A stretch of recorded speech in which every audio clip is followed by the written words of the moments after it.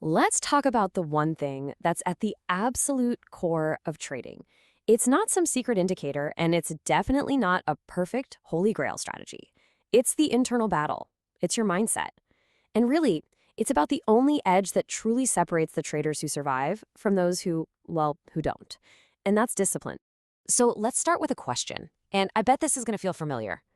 Have you ever had a winning strategy when you know should work, and yet it still loses you money? I mean, you've done the back testing. On paper, it has a positive expectancy. But at the end of the month, you look at your account and it's down. It is such a uniquely frustrating feeling, isn't it? It can make you question everything. But what if the problem isn't the strategy at all? You know, that frustration, it usually comes from a fundamental misunderstanding. It's kind of a big lie that we're all told when we first start learning about the markets. It's this idea that trading is a game of prediction, a battle of you against the charts. This really gets to the heart of it all. The lie we're sold is that trading is a strategy game, and our main job is to predict what the market will do next.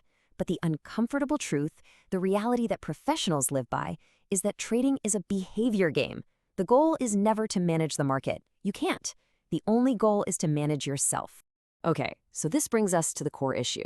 If the strategy itself isn't the problem, why do so many good ones fail in the real world? Well, the answer is almost always in that gap, that space between the perfect plan you have on paper and what you actually do in the moment, when real money and real emotions are on the line.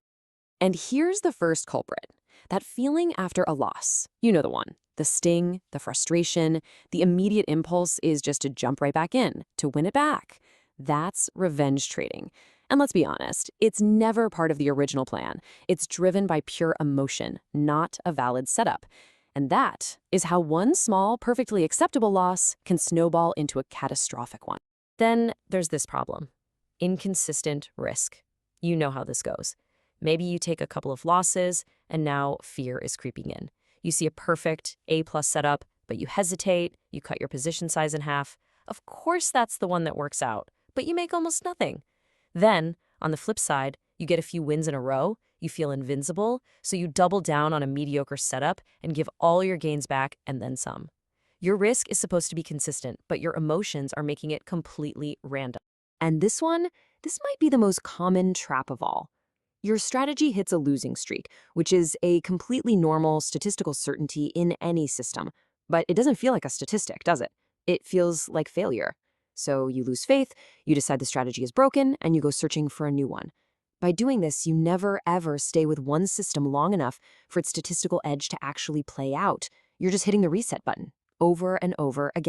This quote just says it all. You could have a PhD in economics. You can understand market dynamics better than anyone. But if you can't control your impulses, the market will take your money. It just doesn't care how smart you are. It only rewards consistent, disciplined execution. So, if trying to predict everything is a lie and our emotions constantly betray us, how do professionals actually succeed? Well, they make a fundamental mindset shift. They stop trying to be right on every trade, and they start thinking purely in terms of probability. This is how a professional reframes the whole game. First, they accept that any single trade is essentially random, like a coin flip. A losing streak isn't a personal failure, it's just a statistical cluster, like getting tails 5 times in a row. It happens, and losses aren't mistakes. They are simply the cost of doing business. And here's the most crucial part. Their edge isn't visible in one trade or even 10. It only appears over a large sample of trades. Once you truly understand that it's all about probability, it leads to a pretty profound realization about what your real job is when you sit down in front of the charts. And a little spoiler alert, it has very little to do with what most people think it is. This ancient piece of wisdom holds the key. Let's just translate this for trading. Do your work, that means executing your plan, analyzing the setup, placing the entry, setting the stop loss. The second part, without attachment to the outcome, that means completely letting go of whether this one trade makes or loses money. You control the process, you don't control the result. So, what's the actual job description of a trader? Number 1, control risk. Number 2, follow your predefined rules without ever deviating. Number 3, prevent your emotions from interfering. And number 4, protect your capital at all costs. Now notice what's missing from that list: making money. Because profit isn't the job. It's the byproduct of doing the real job correctly. This is the mantra.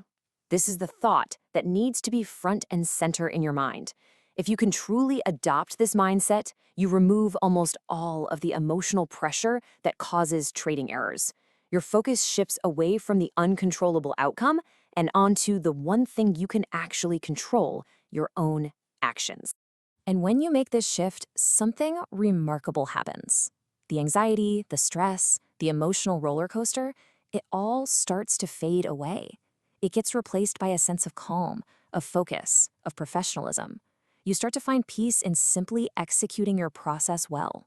This leads to a powerful way to reframe your day. From now on, judge the execution, not the outcome. Think about that.